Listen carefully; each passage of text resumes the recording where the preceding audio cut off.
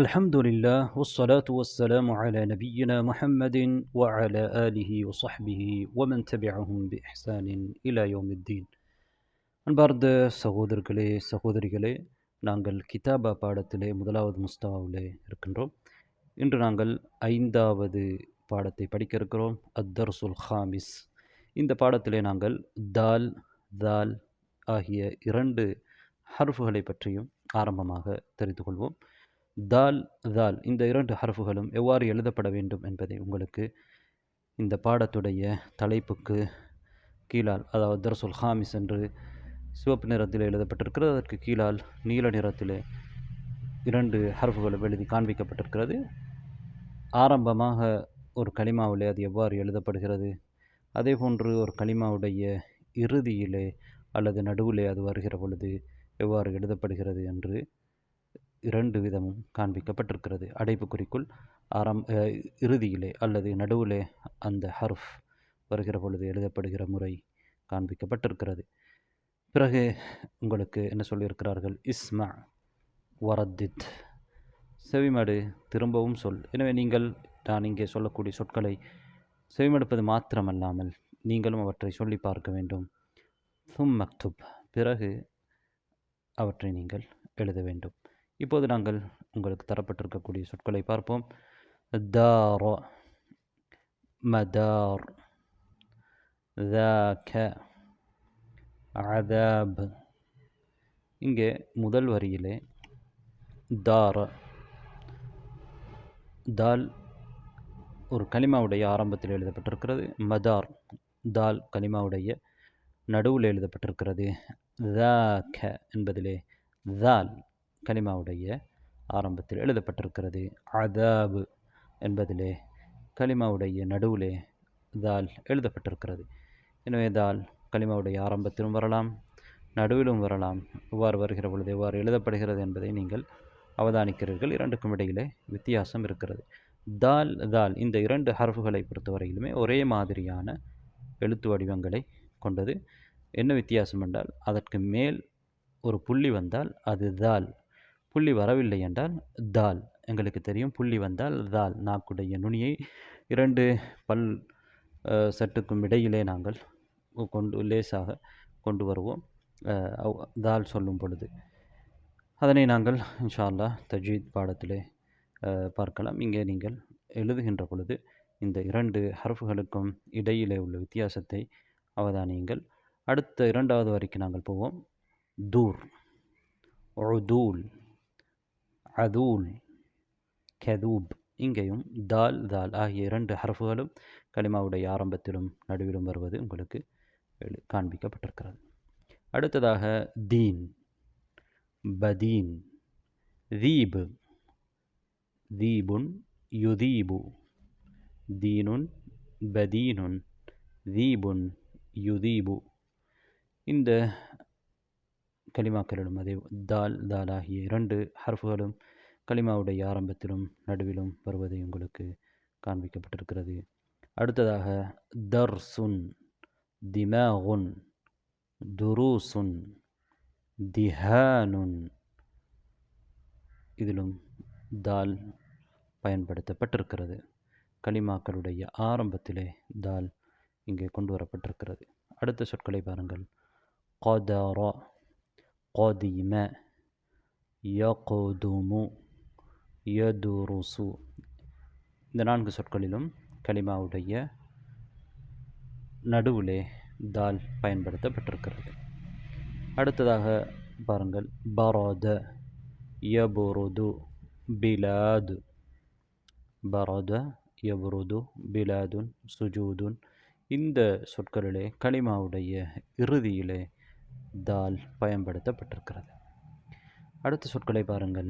ذبح, ذراع, ذباب, تذكار. ذبح, ذراع, ذباب, تذكار. இந்த கலிமாக்களிலே முதல் 3 கலிமாக்களிலும் தால் ஆரம்பமாக எவ்வாறு எழுதப்படுகிறது என்பதை அவதானிக்கிறீர்கள். அதேபோன்று கடைசி கலிமாவிலே தால் நடுவிலே எழுதப்பட்டிருக்கிறது. அடுத்ததாக பாருங்கள். யஹ்தரு, ஹதிர, யபுதுலு, யத்பஹு. இங்கேயும் தால் கலிமாவுடைய நடுவிலே பயன்படுத்தப்பட்டிருக்கிறது. அதே போன்று தால் கலிமாவுடைய கடைசியிலே வருகிற பொழுது எவ்வாறு எழுதப்படுகிறது என்பதை கவனியுங்கள். அதனுடைய முடித்தலையும் கவனியுங்கள். ஷஹத, யஷ்ஹது, லதீத், ஹனீத். எனவே இந்த சொற்களை எழுதுவது தான் இங்கே முக்கியமாக இருந்தாலும் நீங்கள் இந்த சொற்களை உங்களுக்கு பரிச்சயமான சொற்களாக மாற்றிக்கொள்ள வேண்டும். திரும்பவும் நான் சொல்வதோடு மாத்திரம் நீங்கள் கேட்டுவிட்டு நிற்காமல் அவைகளை நீங்களும் சொல்லி பார்க்க வேண்டும். இப்போது நாங்கள் தத்ரீபாத் பயிற்சிகளுக்கு போவோம். அத்தத்ரீபுல் அவ்வல், முதலாவது பயிற்சி தத்ரீப். சுலில் ஹுரூஃப் அத்தாலியத லிதுஷக்கில மின்ஹா கலிமாத். பின்னரக்கூடிய ஹர்ஃபுகளை ஒன்றிணைத்து ஒரு கலிமாவை உருவாக்கு என்று சொல்லியிருக்கிறார்கள். முதலிலே பல ஹர்ஃபுகள் தந்திருக்கிறார்கள். ஒன்று பா, அலிஃப், நூன், யா. இந்த 4 ஹர்ஃபுகளையும் வைத்து நாங்கள் பானி என்கின்ற ஒரு கலிமாவை உருவாக்கியிருக்கிறோம். அதே போன்று பின்னால் பல பயிற்சிகள் உங்களுக்கு தரப்பட்டிருக்கின்றன. அவைகளை நீங்கள் செய்ய வேண்டும். அடுத்ததாக தத்ரீபு தானி, இரண்டாவது தத்ரீப். இக்ரா வக்துப் மா யலி. பின்வரக்கூடியதை வாசி, எழுது என்று சொல்லியிருக்கிறார்கள். 2 வேளை. ஒன்று நீங்கள் வாசிக்க வேண்டும், பிறகு எழுத வேண்டும். பாருங்கள். மிந்தீலு தஅதின் தர்சுன் ஜதீதுன். மிந்தீலு தஅத் தர்சுன் ஜதீத். தூலாபு ஹதீத். விதாது பின்து சுஆத். விதாது பின்து சுஆத். يدرس عدنان. يدرس عدنان அல்லது يدرس عدنان. ذكاء ذات دين. ذكاء ذات دين. இந்த பக்கம் இடது பக்கத்தில் இருக்கக்கூடிய வாக்கியங்களை பாருங்கள். عنب لذيذ. عنب لذيذ. سعيد ذو خلق. هذا تلميذ. خالد أستاذ قدير. இங்கே தால், தால் ஆகிய ஹர்ஃபுகள் எவ்வாறு எழுதப்பட்டிருக்கின்றன என்பதை நீங்கள் அவதானிக்கிறீர்கள். அவை கலிமாக்களுடைய ஆரம்பத்திலும் நடுவிலும் இறுதியிலும் எழுதப்பட்டிருப்பதை பார்க்கின்றீர்கள். அடுத்ததாக நாங்கள் ஷத்த, அதாவது நீங்கள் பள்ளிக்கூடத்திலே குர்ஆன் படிக்கின்ற பொழுது, ஓதுகின்ற பொழுது படித்திருப்பீர்கள். ஷத்த சம்பந்தமாக படித்திருப்பீர்கள். அதாவது ஒரு கலிமாவிலே நாங்கள் ஷத்து செய்கிறோம் என்று சொல்வோம். ஷத்து என்றால் என்ன என்றால் 2 ஹர்ஃபுகள் ஒன்று சேர்த்து நாங்கள் சொல்கின்ற பொழுது முதல் ஹர்ஃபுக்கு ஒரே மாதிரியான 2 ஹர்ஃபுகள், ஒரே மாதிரியான 2 ஹர்ஃபுகள் அடுத்தடுத்து வந்து முதல் ஹர்ஃபுக்கு சுக்கூன் இருந்தால் நாங்கள் இதனை ஷத் என்று சொல்வோம். எழுதுகின்ற பொழுதும் 2 ஹர்ஃபையும் நாங்கள் எழுதாமல் ஒரு ஹர்ஃபிலே அங்கே 2 ஹர்ஃப் இருக்கிறது என்பதற்கு அடையாளமாக மேலே ஷத்தாவுக்குரிய அடையாளத்தை இடுவோம். ஷத் அடையாளத்தை இடுவோம். இது ஃபத்ஹ் செய்யப்பட்ட நிலையிலே கூட ஒரு ஷத்தா இருக்கலாம், அல்லது தம் இருக்கலாம், அல்லது அதற்கு கஸ்ர் இருக்கலாம், அதுக்கு தன்வீன் வரலாம். ஃபத்ஹத்தான், தம்மத்தான், கஸ்ரத்தான், இந்த மாதிரி கூட வரலாம். எனவே நீங்கள் இங்கே சில சொற்கள் உங்களுக்கு தரப்பட்டிருக்கின்றன. அவைகளை சிந்திக்குமாறு சொல்லியிருக்கிறார்கள். தஅம்மல் மாயலி. மேலே தலைப்பாக உங்களுக்கு ஷத்தாவுக்கு மேலே முதலாவதாக ஃபத்ஹா இருக்கிறது நீல நிறத்தில். அதற்கு பிறகு ஷத்தாவுக்கு மேலே தம்மா இருக்கிறது. ஷத்தாவுக்கு கீழே கஸ்ரா இருக்கிறது. பாருங்கள். தஅம்மல் மாயலி, வரக்கூடியதை சிந்தி அப்படின்னு சொல்லியிருக்கிறார்கள். முதலாவது பத்த. இந்த பத்த என்கிறது சொல் எவ்வாறு அடிப்படையில் இருக்கும் என்பதை உங்களுக்கு எழுதி காண்பித்திருக்கிறார்கள். பத்த என்று நாங்கள் சொல்லுகிற பொழுது அங்கே 2 தாகள் இருக்கின்றன. 2 தாக்கள் இருக்கின்றன. ஒன்று பா, அதற்கு பிறகு 2 தா இருக்கிறது. முதல் தாவுக்கு சுக்கூன் இருக்கிறது, இரண்டாவது தாவுக்கு ஃபத்ஹா இருக்கிறது. எனவே நாங்கள் அதனை பத்த என்று சொல்கின்றோம். பத்த. எனவே 2 ஹர்ஃபுகள், ஒரே மாதிரியான 2 ஹர்ஃபுகள், 2ம் தா. அதிலே முதல் ஹர்ஃபுக்கு சுக்கூன் இருக்கிறது, இவ்வாறு வருகிற பொழுது நாங்கள் அந்த 2 ஹர்ஃபையும் ஒரு ஹர்ஃபாக எழுதுவோம். எழுத்திலே ஒரு ஹர்ஃபாக எழுதுவோம். மொழிகின்ற பொழுது 2 ஹர்ஃபையும் சரியாக மொழிவோம். அவ்வாறு மொழிகின்ற பொழுது அங்கே 2 ஹர்ஃபுகள் இருக்கின்றன என்பதை குறிப்பதற்கு ஷத் அடையாளத்தை நாங்கள் இடுவோம். எனவே அந்த அடையாளம்தான் ஷத்தா என்று நாங்கள் சொல்வது. எனவே பத்த என்பது அடிப்படையிலே நாங்கள் பிரித்து எழுதினால் எவ்வாறு இருக்கும் என்பது உங்களுக்கு காண்பிக்கப்பட்டிருக்கிறது. அதே போன்று அடுத்த 2வது கலிமாவை பாருங்கள். பஸ்ஸ. பஸ்ஸ என்ற அந்த கலிமாவிலும் கடைசி எழுத்து ஷத்து செய்யப்பட்டிருக்கிறது. கடைசி ஹர்ஃப் ஷத்து செய்யப்பட்டிருக்கிறது. சா ஷத்து செய்யப்பட்டிருக்கிறது. அந்த சாவுலே ஒரு ஷத்தா இருப்பதை நீங்கள் பார்க்கிறீர்கள். அதை நாங்கள் பிரித்து எழுதுவதாக இருந்தால் எவ்வாறு எழுத வேண்டும்? 2 சாக்கள் எழுத வேண்டும். அதிலே முதல் சாவுக்கு சுக்கூன் இருக்கிறது, அடுத்த சாவுக்கு ஹரக்கத் இருக்கிறது. எனவே ஒரே மாதிரியான 2 ஹர்ஃபுகள் வந்து அதிலே முதல் ஹர்ஃபுக்கு சுக்கூனும் அடுத்த ஹர்ஃபுக்கு ஹரக்கத்தும் வரும் பொழுது அதனைத்தான் நாங்கள் ஷத்து என்று சொல்கிறோம். ஆனால் எழுத்திலே எழுதுகிற பொழுது ஒரு எழுத்தாக எழுதி ஷத்துக்குரிய அடையாளத்தை வைக்கின்றோம். அதே போன்று ஜத்த என்பதை பாருங்கள். அடிப்படையிலே அது எப்படி இருக்கும்? 2 தால்கள் இருக்கும். முதல் தாலுக்கு சுக்கூன் இருக்கும். எனவே இதை நாங்கள் சேர்த்து ஷத்து அடையாளத்தை இட்டு எழுதுகிறோம். இஸ்மா வரத்தித், செவிமடு, திரும்பச் சொல், மக்துப், பிறகு எழுது. எனவே நீங்கள் இந்த சொற்களை செவிமடுப்பதோடு நிறுத்தாமல் திரும்பவும் நீங்கள் சொல்லி பார்க்க வேண்டும். அதற்கு பிறகு நீங்கள் எழுத வேண்டும். பாருங்கள், முதல் வரியை பாருங்கள். பர்ர, பஹ, ருப்ப, தப்ப. இங்கே இந்த கலிமாக்களுடைய இறுதியிலே ஷத்தா இருப்பதை நீங்கள் அவதானிக்கின்றீர்கள். ஷத்தா என்பதை நீங்கள் ஏற்கனவே இப்போது படித்தது மாதிரி முதல் ஹர்ஃப் சுக்கூன் இருக்கும். ஒரே மாதிரியான 2 ஹர்ஃபுகளிலே முதல் ஹர்ஃபுக்கு சுக்கூனும் 2வது ஹர்ஃபுக்கு ஹரக்கத்தும் இருக்கும். இங்கே 2வது ஹர்ஃபுக்கு என்ன இருக்கிறது? ஃபத்ஹா என்கின்ற ஹரக்கத் இருக்கிறது. இங்கே ஷத்தா ஒரு கலிமாவுடைய கடைசியிலே வந்திருப்பதை நீங்கள் பார்க்கின்றீர்கள். ஹஸ்ஸ, ஹஜ்ஜ, ஹஸ்ஸ, ஹல்ல, ஜர்ர, ரொத்த, லத்த, தர்ர. எனவே இந்த எல்லா கலிமாக்களும் ஷத்து செய்யப்பட்டிருக்கின்றன. அதனுடைய இறுதியிலே ஒரு ஷத்தா இருக்கிறது. ஷத்தா என்றாலே உங்களுக்கு தெரியும், 2 ஹர்ஃபுகள் ஒன்று சேர்ந்து வருவது. முதல் ஹர்ஃபிலே சுக்கூன் இருக்கும்.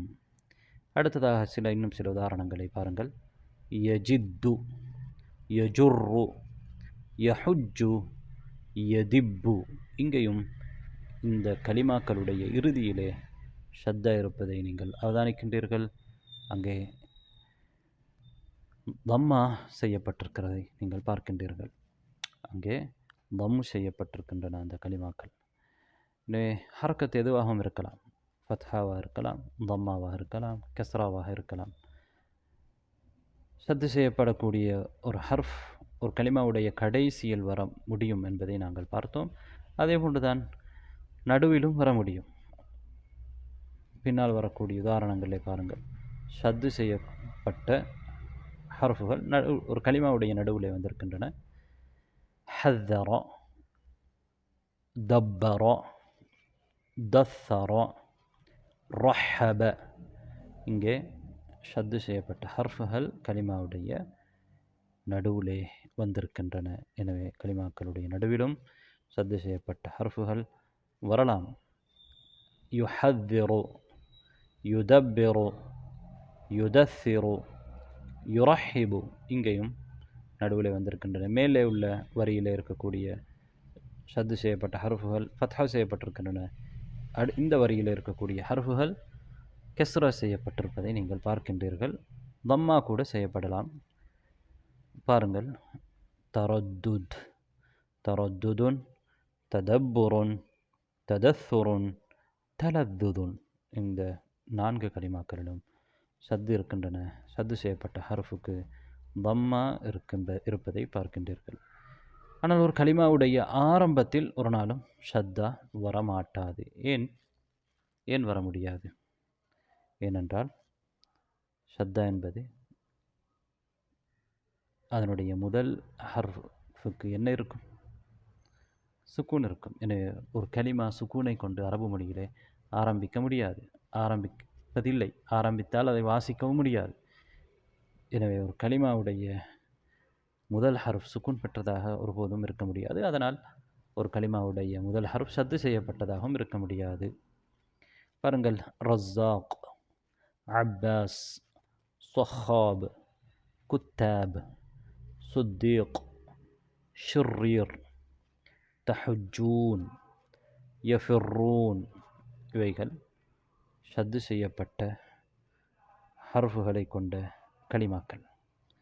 ஷத்து செய்யப்பட்ட ஹர்ஃப் ஒரு கலிமாவுடைய நடுவிலோ இறுதியிலோ வரலாம். அதுக்கு ஃபத்ஹா இருக்கலாம், கெஸ்ரா இருக்கலாம், தம்மா இருக்கலாம், தன்வீன் கூட இருக்கலாம். ஒரு கலிமாவுடைய கடைசியிலே சத்து செய்யப்பட்ட ஹர்ஃப் வருகிற பொழுது அதற்கு தன்வீன் கூட வரலாம்.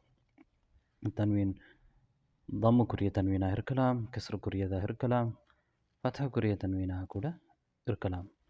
அங்கே ஷத் இருப்பதற்கு முடியும். இங்கே பாருங்கள், அதற்கு உதாரணம் நாம் சொல்வதாக இருந்தால் ஹஜ்ஜுன், ஹஜ்ஜன், ஹஜ்ஜின் அவ்வாறு சொல்லலாம். இப்போது உங்களுக்கு சிந்திப்பதற்கு சில கலிமாக்களை தந்திருக்கிறார்கள். பாருங்கள், தஅம்மல் மா யலி, தரஸ, தர்ரஸ, ஸதக, ஸத்தக. இந்த கலிமாக்களிலே ஒரு கலிமாவிலே சத்தும் இன்னொரு கலிமாவிலே சத்து இல்லாமலும் இருக்கின்றன. இவற்றை நீங்கள் சற்று சிந்திக்க வேண்டும். ஏனென்றால் தரோச என்று சொல்லுகின்ற பொழுதுக்கும் தர்ரஸ என்று சொல்கின்ற பொழுதும் வித்தியாசம் இருக்கிறது.